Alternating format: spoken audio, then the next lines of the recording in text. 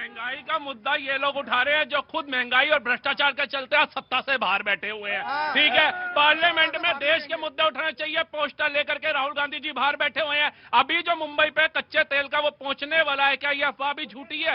हर जगह अफवाह फैलाई जा रही है। मतलब आप लोगों ने भारत में वो एक पिक्चर आई थी बंटी और बबली, उसके बाहर ताजमहल बेचने का प्रदर्शन शुरू कर देते हैं। वो मैडम कहती है प्रदर्शन क्यों कर रहे हो, वजह तो बताओ। अंग्रेजों भारत छोड़ो, आप कोई वजह तो बताओ। भारत में सिलेंडर, सबको सिलेंडर मिल रहा है, आप बोल रहे भैया कोरोना काल में जब ये विपक्ष नेता सिलेंडर थे ऑक्सीजन के गायब करके बैठे हुए थे, इकट्ठे करके बैठे थे, महंगे महंगे बेच रहे थे, लोग सड़कों पे मर रहे थे। दोबारा ऐसी स्थिति ना हो, गैस के सिलेंडर जो है वो इकट्ठे करके कारखानों में और गोदामों में ना भरे जाए, इसलिए सरकार ये कदम उठा रही है। 25 दिन से पहले आप सिलेंडर बुक नहीं कर सकते हो। बायोमेट्रिक है। हाँ जी, biometric Congress will get chance and sir एक minute I will give you chance Congress को दे देता हूं।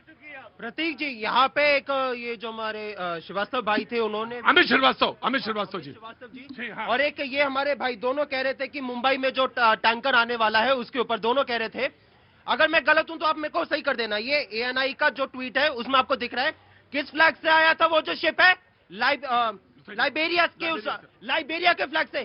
भारत के झंडे के साथ ला तो पानी रहे और बोल रहे हो कि भैया मुंबई में आ गया। देखिए मैं आपकी बात सही है, मैं आपकी एक बात मान लेता हूं, लेकिन मैं एक बात आपसे कह रहा हूं, हम अपने झंडे के बारे में, अपने संविधान के बारे में, अपने देशवासियों के बारे में ऐसी बातें नहीं कहनी चाहिए। वो थोड़ा सा डेरोक्रेटिक लगता है कि आप अपने झंडे से ला नहीं पाए। अरे भाई मैंने जो कहा, जो गलत लगता है वो मैंने तुरंत रोक दिया। मैं अपने झंडे से ला नहीं पाए, ये थोड़ा दिस इज हटिंग। हमारे विदेश, ये आपने नहीं कहा। रुकिए भाई, आपने यहाँ पे इस जनता को, इतनी जनता खड़ी है, अरे बाजी जनता भी कभी कभी दिखाया करो, मेरे ऊपर कहाँ दिखाते रहते हो हमेशा।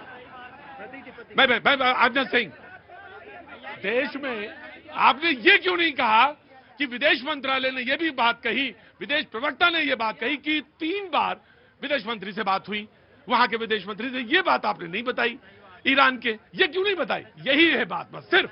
और ये मैं मानता हूं कि विपक्ष को जो छुपाना होता है वो छुपाता है। जी, जो व्यक्ति पूरा देश झंडा को सलाम करता है और ये झंडा को बदनाम कर रहे हैं, मतलब सोचना चाहिए। झंडा, संविधान, राम मंदिर, बस यही।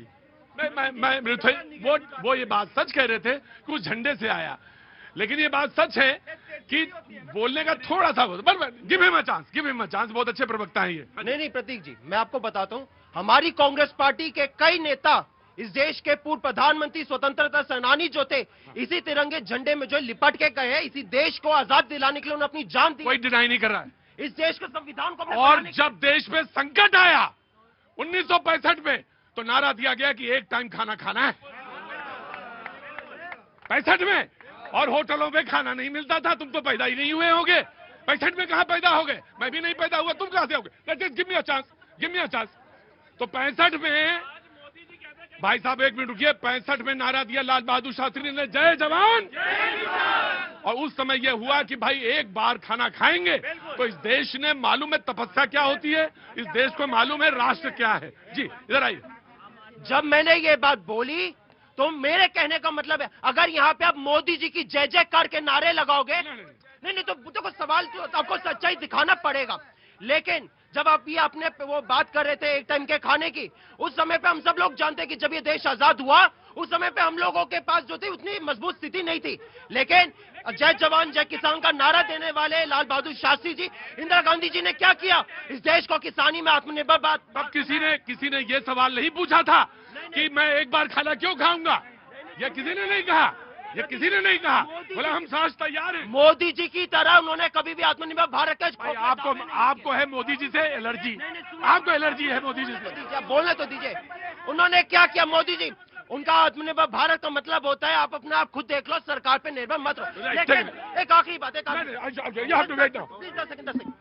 डेडलाइन देने वाली सरकार जो कहती है कि भैया, डेडलाइन देने वाली सरकार जो कहती थी कि 2022 तक हम बुलेट ट्रेन चला देंगे, जो कहती थी कि 2022 तक हम किसानों की आय को दुगनी कर देंगे, ना ही बुलेट ट्रेन चली, ना ही किसानों की आय दुगनी हुई।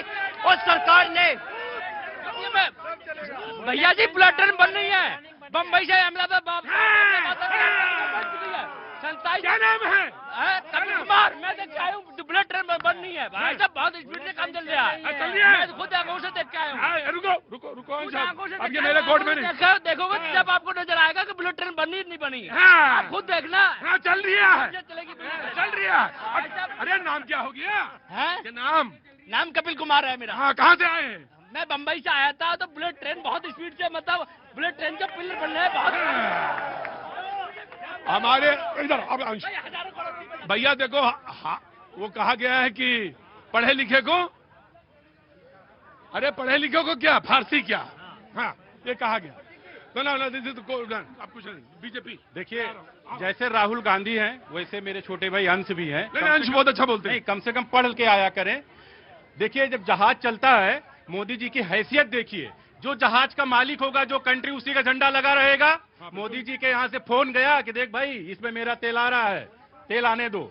ये होता है, इनको पता नहीं झंडा के मामले में। और इन लोगों का नफरत इतनी ज्यादा है, और इन लोगों के नफरत इतनी। नहीं भाई ये मोदी जी का फोन किया जी, ईरान के वहाँ पे जो हमारे 37 जज फंसे हुए हैं, 10,000 करोड़ रुपए हमारे जो लिस्ट पे है। बोलो। अंश मैं टोकूंगा जहाँ जो टोकना है।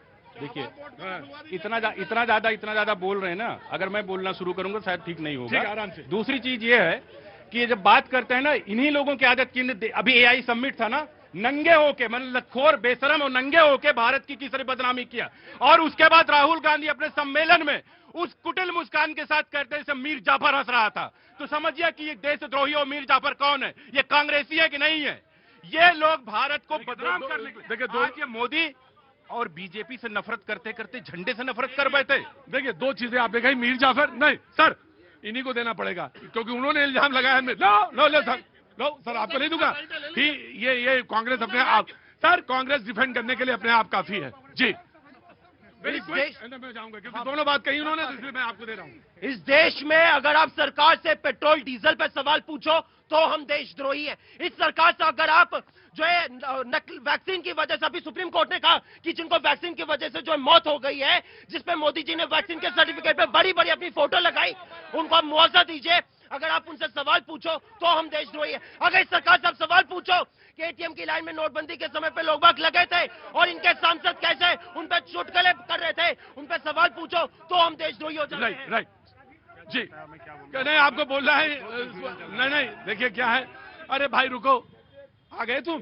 कितने दिन से बाहर हो? आज कम से कम 1 महीने से कम है। मांगो माफी तभी अंदर आओगे। माफी मांग रहा हूँ सरकार, मांगो माफी। माफी मांग रहा तो सॉरी सॉरी सर। अब सामने नहीं बोलेंगे किसी के, बिल्कुल नहीं बोलेंगे। चिल्लाओगे नहीं ना? नहीं बोलेंगे। कान पकड़ो, कान पकड़ लिया। अंदर आओ। हाँ बोलो। मैं ये कह रहा था, इन्होंने कहा मोदी जी के बारे में, उस समय जो है भुखमरी थी देश में, बहुत ज्यादा वो था जब आपने बोला था। तो इन्होंने कहा, मैं कह रहा था जब देश में भुखमरी थी, जब देश में कुछ भी नहीं था, तब भी पंडित नेहरू लंदन में पढ़ते थे। ये भी तो बताओ आप, जब देश में कुछ भी नहीं था, देश भुखमरी पर थी, तो पंडित नेहरू लंदन में पढ़ते थे। और आपने नरेंद्र मोदी जी के बारे में कहा है, तो मैं कहना चाहता हूं, कांग्रेस पार्टी वो पार्टी है जिस जिहादियों ने कहा था कि 370 खत्म करोगे, तिरंगे को कंधे देने वाला नहीं मिलेगा, उसके साथ 70 साल खड़ी रही। सरेंडर कांग्रेस ने किया। मैं कहना चाहता हूं, कांग्रेस ने सरेंडर यहां किया, जो कहते थे कि राम मंदिर बनाओगे तो तुम्हारे तिरंगे को कोई कंधा देने वाला नहीं मिलेगा, कांग्रेस उनके साथ खड़ी रही। ट्रिपल तलाक पर कांग्रेस पार्टी चंद जिहादियों के साथ सरेंडर करके चली गई। अब आएगा नंबर आपका, इसके बाद आएगा। देखिए, हमारे भारतीय जनता पार्टी के प्रवक्ता कह रहे थे कि वो अर्धनग्न प्रदर्शन, जब आपका मेक इन इंडिया का शेर आपने उसको चाइना के कुत्ते में कन्वर्ट कर दिया, तो वहां पे अर्धनग्न। नहीं ये गलत, ये गलत। अरे झूठ, ये गलत। अरे आप देश का, मेक इन इंडिया सरकार का नहीं, देश का है। देश की बेइज्जती आप करोगे और मेरे से विपक्ष पूछोगे। बेकार की बातें करते हैं। समय में मूल्य बना बेकार की बातें करते हो। एक पीछा मैं याद दिला देता हूँ, बहुत बढ़िया। ठीक है, एक ये गलत है, एक बात और ये गलत है। देखिए क्या है, विपक्ष ने क्या बोला। किसी भी अंतर्राष्ट्रीय कार्यक्रम में आप जाके किसी अपने देश के लोगों की बेइज्जती करना, ये गलत बात अरे है। हम कंडेम कर, हम कहा मना, सुनिए, देखिए विपक्ष ने आज का स्टेटमेंट क्या है। विपक्ष ने स्टेटमेंट ये बोला है कि आप जो तैयारियां हैं, अभी वर्ल्ड जो है ईरान के जो अनरेस्ट की वजह से हमारी तेल की जो डिपेंडेंसी है, एलपीजी की डिपेंडेंसी बाधित हो सकती है, आप तैयारी कीजिए। Prevention is better than cure. इसमें क्या बुराई बोल दी विपक्ष ने? बेकार का हल्ला क्यों काट रखा है आप लोगों ने यहाँ पर? अब सवाल आ गया समय कि मैंने ये कह रहे हैं कि आपकी डिपेंडेंसी क्या है? अरे असल में क्या है बताओ। पवन, पवन यहाँ आओ मेरे पास। पवन, तुम्हें मतलब क्या है कि तुम्हें आती है डिबेट में मौज, तो तुम घुस जाते हो डिबेट में। तुम्हें सब्जेक्ट जाता है भुला, तो तुम मौज लो यार। आ गया, आ गया। ये जनता 2013-14 के पहले की नहीं है। ये जनता बहुत आगे की समझदारी रखती है और समझ है। अब वो पहले लोग झूठ बोल के निगेटिव नैरेटिव फैला करके सारी जनता को ये कर रहे थे, गुमराह कर रहे थे। जनता अब समझ गई है। अब एआई का जमाना आ रहा है, मोबाइल का जमाना, सब होशियार हो गए हैं। अब मोदी जी तो सबको खुश कर दिए हर जगह से। ठीक जी, मैम आगे आइए। नमस्ते, कहाँ से आना हुआ? ग्वालियर से। ग्वालियर से। आइए आगे आइए। क्या नाम है आपका? अमिता। अमिता। अमिता, अमिता जी कुछ बोलिए जो बोलना चाहें आप। देखिए बहस तो चल रही, देश, महिला, गृहिणी, गैस, सब पर बात हो रही है। नहीं, मुझे तो कभी प्रॉब्लम नहीं हुआ गैस में। मेरा पाइपलाइन है गैस का। गैस का पाइपलाइन है, आ रही है गैस उसमें, आपको कोई दिक्कत नहीं हुई? सर, जाति, धर्म, महिला सशक्तिकरण, ये किसका लाया हुआ है? रुको, हाँ जी, कहाँ गए? हाँ, रुको रुको रुको रुको, मैं आ रहा हूँ। तुम्हारी बात मैं जानता हूँ, कौन है, कहाँ गए? मैं एक चीज यही कहूंगा, इस पूरे स्थिति में विपक्ष को, अभी हम लोगों ने देखा कि इनको तुम लेके जाओ दोनों लोग। IRCTC ने एक निर्देश जारी किया कि भाई रेलवे में खाने पीने की कोई दिक्कत नहीं हो, इंडक्शन वगैरह भी यूज कीजिए वैकल्पिक तौर पे। तो हर कोई आपको तैयारी करने के लिए, विपक्ष हो, तमाम चीजें हो, वो तैयारी करने के लिए सुझाव दे रहा है। और हम लोग देख रहे हैं कि इस समय तैयारी का उदाहरण दे दी वो महिला। उन्होंने कहा हमारे यहाँ PNG गैस पाइपलाइन पहुंचा है, इसीलिए तो। अब सुन तो लीजिए साहब, भी बोलने तथ्य नहीं रखने देते यहाँ। वो महिला सही बताई कि पाइपलाइन बिछाने की तैयारी मोदी जी घर घर कर रहे थे, तब ये कर रहे थे कोरोना में गैस क्यों दे रहे हो, ऑक्सीजन दो, जब यही चिल्ला रहे थे। बहुत अच्छी याद दिलाई आपने। ये विकास विरोधी कैसे लोग हैं। उद्धव ठाकरे की सरकार में कांग्रेस पार्टी ने बुलेट ट्रेन को 3 साल तक रोक के रखा, और आपने भूखा की रहने की बात दिलाई। इस देश में लाल गेहूं है, लेटिन। अमेरिका गधे घोड़े का गेहूं देता था। नेहरू जी, डेमोक्रेट नेहरू जी कहते थे जनता घोड़े और गधे का गेहूं खाओ, हम विदेश में अय्यासियां करेंगे। क्या बात कर रहे हैं? अरे भाई ऐसा सब भाई देखिए अमित, एक बात ध्यान रखिए, आप इतना ज्यादा डिबेट में ना खो जाइए कि शब्दों में खो जाए। शब्दों में नहीं खोइए, विनम्रता के साथ। विनम्रता, नीति आयोग की ना, मैं कांग्रेस को बस एक पॉइंट मेरा। देखिए मोदी जी हमारी एक बात कहते हैं कि आपदा में अवसर। मैं माननीय प्रधानमंत्री जी से, हमारे प्रधानमंत्री जी से ये बोल देना चाहता हूं कि जो नाले से गैस बनाकर और चाय बनाने की टेक्निक है, उसको अनवेल करने का टाइम आ गया। भारत में तुरंत अनवेल कर दे कैसे बनती है। ठीक है, रुको, बिल्कुल ये सवाल इनका है। ये टेक्निक उसी बगल की दुकान में मिल रही है, जिधर से आलू डालो सोना निकला, उसी के बगल से। ये ऐसे जो बेवकूफ बनाते हैं जनता को। एक बार 772 रुपए दे के वोट ले लिया, हम लोग के माँ बहन को घूम के पर्ची बनवा लिया, सबको भागना पड़ा यूपी से। ये ऐसी स्थिति करते कौन भाई साहब।